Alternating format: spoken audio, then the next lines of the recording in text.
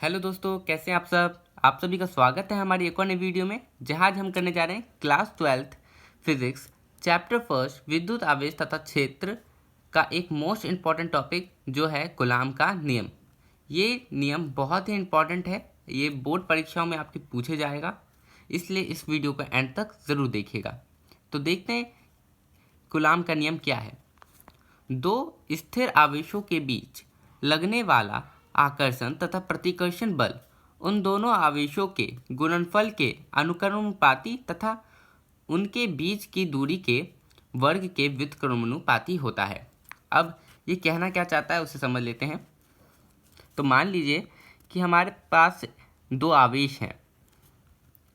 इस एक आवेश को हम दे देते हैं Q1 और एक आवेश को मान लेते हैं हम Q2।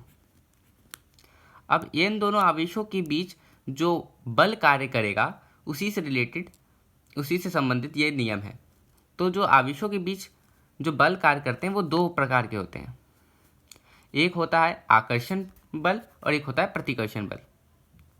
तो आकर्षण बल तब काम करेगा जब दोनों आवेश समान नहीं होंगे, यानी एक आवेश अपना पॉजिटिव होगा और दूसरा नेगेटिव, तो उनके बीच में आकर्षण बल कार्य करेगा।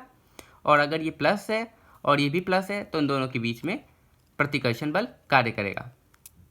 ठीक है, तो ये एक आवेश हो गया हमारा Q1 तथा Q2 और इनके बीच की हम दूरी को मान लेते हैं R। इन दोनों के बीच की जो दूरी है वो अपनी R है, R दूरी है। तो इस नियम में क्या कहा गया है, दो स्थिर आवेशों के बीच लगने वाला आकर्षण तथा प्रतिकर्षण बल उन दोनों आवेशों के गुणनफल के अनुक्रमानुपाती होगा, यानी इन दोनों आवेशों के गुणनफल के अनुक्रमानुपाती। मान लेते हैं इनके बीच जो बल लग रहा है वो F है और ये अनुक्रमानुपाती का निशान इन दोनों आवेशों के गुणनफल के अनुक्रमानुपाती है, यानी Q1 इंटू Q2 के अनुक्रमानुपाती होगा इन दोनों के बीच में लगने वाले बल, यानी F अनुक्रमानुपाती है Q1 इंटू Q2। आगे क्या कहा गया है, तथा उनके बीच की दूरी के वर्ग के व्युत्क्रमानुपाती होगा, यानी जो बल है वो व्युत्क्रमानुपाती होगा, यानी 1/, में होगा उनके बीच की दूरी के वर्ग के। दूरी क्या है R, तो R दूरी के वर्ग के व्युत्क्रमानुपाती होगा। तो ये हमारा हो गया समीकरण 1 और ये समीकरण 2। अब आगे देखते हैं।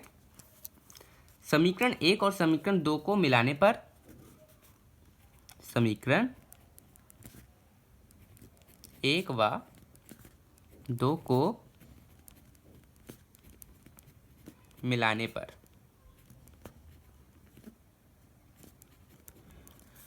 जो अपना F होगा वो समानुपाती होगा Q1 इंटू Q2 अपॉन में R² के। अब ये बात जरूर ध्यान रखिएगा, जब भी अनुक्रमानुपाती का निशान हटेगा तो अपना एक नियतांक जुड़ेगा। तो यहाँ पे जो अपना नियतांक है वो है अपना एक K। हम मान लेते हैं K है। F बराबर होगा अपने K Q1 into Q2 upon में K बराबर F जो बराबर होगा अपने K Q1 into Q2 upon में R²। जब भी अनुक्रमानुपाती का निशान हटेगा एक नियतांक जुड़ जाएगा। तो प्रयोगों द्वारा पाया गया कि K का जो मान है वो 1/4 पाई एप्सिलॉन नॉट के बराबर होता है। ये बात याद रखिएगा। यहाँ पर जो अपना K है, जहाँ पर अपना K एक नियतांक है, K जो अपना एक नियतांक है जिसका मान प्रयोगों से 1/4 पाई एप्सिलॉन नॉट प्राप्त किया गया। अब यहाँ पे जो K की वैल्यू है वो हम अपने इस फॉर्मूले में रख देंगे। तो उससे जो अपना F की वैल्यू आएगी, F बराबर आएगा 1/4 pi epsilon not Q1 into Q2 upon में R²। तो ये है अपना कूलाम का नियम। इसी फॉर्मूले को हम कूलाम का नियम कहते हैं। तो इस फॉर्मूले को ज़रूर याद कर लीजिएगा, इससे रिलेटेड न्यूमेरिकल भी आपके एग्ज़ाम में पूछे जाते हैं। तो यहाँ देख लेते हैं ये एप्सिलॉन नॉट है क्या। इसे हम एप्सिलॉन नॉट कहते हैं। ये होता है एक निर्वात की विद्युतशीलता। यहाँ लिख देते हैं आपके लिए, एप्सिलॉन नॉट क्या है, ये है निर्वात की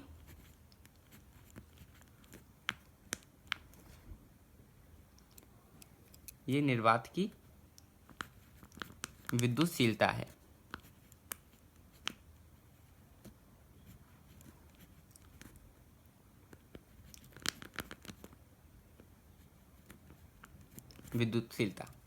ओके, जिसका मान प्रयोगों से पाया गया 8.85 इंटू 10⁻⁻12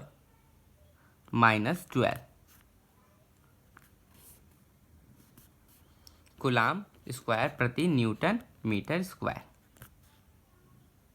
ओके, तो आज की वीडियो में सिर्फ इतना ही। अगर आपको वीडियो अच्छी लगी हो तो वीडियो को लाइक और चैनल को सब्सक्राइब जरूर कर लीजिएगा। Thank you.